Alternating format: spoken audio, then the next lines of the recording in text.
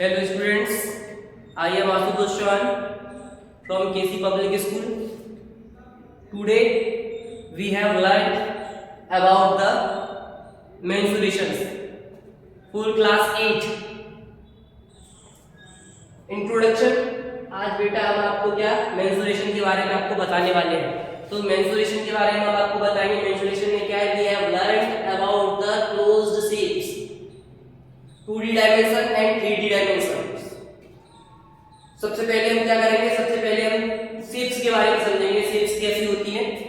उसके बाद हम क्या करेंगे, उनका जो एरिया होता है, उनका जो पैरामीटर होता है, उनको अच्छी तरीके से समझेंगे।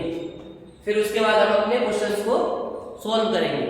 तो सबसे पहले हम शेप्स की बात करते हैं। सबसे फर्स्ट नंबर पे हमारा क्या आता है, हमारा आता है रेक्टेंगल। क्या आता है, रेक्टेंगल्स। तो ये बेटा हमारी शेप्स है और इधर हमारे ये क्या है बेटा, इधर हमारा इनका एरिया है। एरिया फॉर्मूला किस तरीके से हम इनका एरिया फाइंड कर सकते हैं, ठीक है। इनका एरिया कैसे फाइंड करते हैं, ठीक है। पैरामीटर भी फाइंड करते हैं और एरिया भी फाइंड करते हैं। हम एरिया की बात कर रहे हैं। जैसे कि हम शेप्स की बात करेंगे तो सबसे पहले बेटा हमारा रेक्टेंगल है।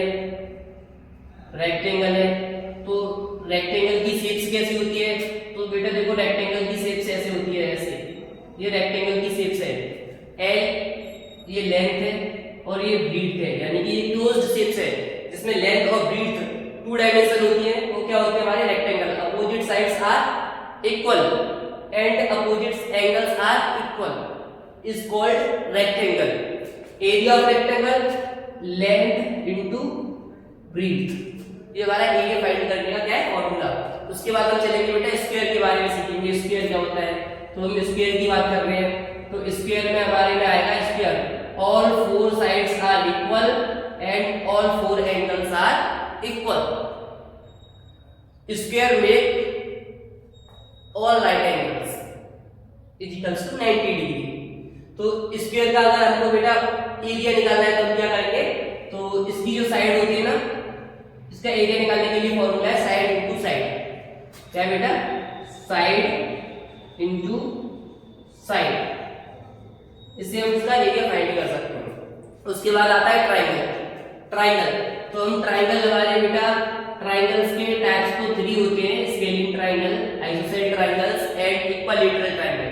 बट क्या कर रहे हैं, ट्राइंगल राइट एंगल ट्राइंगल की बात कर रहे हैं। क्या कर रहे हैं, राइट एंगल ट्राइंगल। ये बेटा हमारा राइट एंगल ट्राइंगल है जो कि एंगल ए बी और सी और राइट एंगल एट बी। तो जब आप राइट एंगल ट्राइंगल का एरिया निकालेंगे तो उसके लिए हमें फॉर्मूला लगाना है 1/2 बेस इनटू हाइट। ये हमारे राइट एंगल का है। इसके बाद बात आती है पैरेललोग्राम की। पैरेललोग्राम क्या है, तो बेटा पैरेललोग्राम क्या है, पैरेललोग्राम में हम क्या करेंगे, पैरेललोग्राम में बेटा पैरेललोग्राम, ठीक है। पैरेललोग्राम की क्या होता है, opposite sides are equal, opposite sides are parallel, opposite sides are parallel and opposite angles are parallel and all interior angles is equals to 360 degree. तो बेटा पैरेललोग्राम बनाते हैं, देखो पैरेलल होती है, अपोजिट साइड्स कैसी होती है, पैरेलल। तो ये हमारा पैरेललोग्राम तैयार हो रहा है। ये अपने पैरेलल साइड बनाई, ये भी पैरेलल है, तो A B parallel C D, A B parallel C D and B C parallel B D. और ये इसका क्या है बेटा, ये इसका हाइट है, ये इसका क्या है, हाइट। जिसको हम बोल सकते हैं, इसको बोल दो ई भी बोल सकते हैं, ठीक है, ये ई। तो इसका जब आप एरिया निकालोगे तो बेटा पैरेललोग्राम का एरिया होता है 20 इनटू हाइट। क्या होता है बेटा, 20 इनटू हाइट। अगर हम बात करेंगे सर्कल की, किसकी बात करेंगे, सर्कल की बात करते हैं बेटा। तो हमारा सर्कल क्या है, सर्कल क्या है, देखो बेटा ये हमारा सर्कल है, ठीक है। डिस्टिंक्ट पॉइंट से क्लोज शेप बनती है, डिस्टिंक्ट पॉइंट से क्लोज शेप, यानी कि ये जो हमारा सेंटर होता है सर्कल से, सेंटर से जो डिस्टिंक्ट पॉइंट होते हैं बिटवीन डिस्टेंस कैसी होती है, इक्वल होती है, ठीक है। तो इसका जो एरिया होता है सर्कल का वो होता है pi R square. Area of circle क्या होता है बेटा, pi R square. Hello students, तो हम क्या कर रहे हैं, ये हमारा चैप्टर मेंसुरेशन है। तो इसकी जो एक्सरसाइज है ना, एक्सरसाइज, तो उस एक्सरसाइज का फर्स्ट क्वेश्चन को हम सॉल्व कर रहे हैं। और फर्स्ट क्वेश्चन क्या है हमारा, फर्स्ट क्वेश्चन क्या है, वो यहाँ पर हमारे बोर्ड पे नोट डाउन है। तो सबसे पहले हमें क्या है, क्वेश्चन को पढ़ते हैं। क्वेश्चन में दे रखा है a sphere and a rectangle. हमारे पास एक स्फीयर है और एक रेक्टेंगल शेप है। A sphere and a rectangle field with measurement as given in the figure have the same perimeter. बता रहा है क्वेश्चन कि हमारे पास दो फिगर है, एक स्फीयर दूसरा रेक्टेंगल, दोनों का पैरामीटर क्या है बेटा, सेम है। दोनों का पैरामीटर क्या है बेटा, सेम है। Which field has a larger area? आप बता दीजिए बेटा, एक क्वेश्चन पूछ रहा है कि दोनों फील्ड में से किस फील्ड का जो एरिया है लार्जर है, मतलब ज्यादा है। Figure number A, figure number B, बताओ स्फीयर का एरिया ज्यादा है या रेक्टेंगल का एरिया ज्यादा है। क्वेश्चन तो बड़ा इंटरेस्टिंग है, बट इसका सॉल्यूशन क्या है वो हम अभी इसको सॉल्व करते हैं और अच्छी तरीके से समझना है बेटा। सबसे पहले हमें इसका एक साइड दे रखा है स्क्वायर का, और स्क्वायर की 4 साइड जो होती है ऑल साइड इक्वल होती है। अगर ये 60 मीटर है तो ऑल साइड 60 मीटर की होंगी। रेक्टेंगल की लेंथ दे रखी है 80 मीटर, बट ब्रीड्थ हमको पता नहीं है। तो सबसे पहले हम क्या करेंगे, रेक्टेंगल की ब्रीड्थ को फाइंड करेंगे। अगर रेक्टेंगल की ब्रीड्थ फाइंड आउट हो जाएगी बेटा तो हम दोनों का एरिया आसानी से इजीली पता कर सकते हैं। तो सबसे पहले हम क्या करेंगे, रेक्टेंगल का ब्रीड्थ पता करेंगे। वो कैसे करेंगे, तो सबसे पहले हमें फॉर्मूला आना चाहिए स्क्वायर का। तो स्क्वायर का पैरामीटर और रेक्टेंगल का पैरामीटर क्या है, एकदम सेम। तो पहले हम स्क्वायर का पैरामीटर निकालते हैं। तो यहां से हम सॉल्व करना शुरू करें। सॉल्यूशन है बेटा, देखना ध्यान से। Perimeter of sphere, perimeter of sphere. अभी हमने इससे पहले लिखा था, तो वो लिखा था 4 इंटू साइड। पेरीमीटर क्या होता है स्फीयर का, ऑल साइड इक्वल होती है, तो 4 इंटू साइड। तो पेरीमीटर ऑफ स्फीयर क्या होता है, 4 इंटू साइड। जो हमें साइड दे रखी है इसमें आपको 4 का मल्टीप्लाई करना है। देन 4 इंटू साइड क्या है बेटा, हमारे पास 60 मीटर है ना, तो 60 साइड हमने लग गया 60, 4 इंटू साइड, तो ये हो गया बेटा 240। 64 क्या 240 मीटर, 240 मीटर। तो इसका पैरामीटर हमने पता कर लिया भाई 240 मीटर है। अगर इसका पैरामीटर 240 मीटर है तो भाई रेक्टेंगल का भी पैरामीटर 240 होगा, क्योंकि क्वेश्चन में तो दे रखा है सेम मेजरमेंट सेम पैरामीटर। तो 240, इसका भी पैरामीटर 240। तो हम फाइंड कर रहे हैं ब्रीड्थ किसकी, रेक्टेंगल की। तो अब फॉर्मूला क्या लगाएंगे बेटा, perimeter of rectangle, perimeter of rectangle वो होता है बेटा 2 bracket length plus breadth, 2 bracket L plus B. तो रखते हैं बेटा, देखो रखो 2 तो ये हमारे पास है, लेंथ कितना है इसका 80 मीटर, प्लस ब्रीड्थ हमको पता नहीं है, फाइंड करना है, और ये पैरामीटर हमें पहले से पता है कितना है 240 मीटर है, क्योंकि स्क्वायर का है वो रेक्टेंगल का पता है।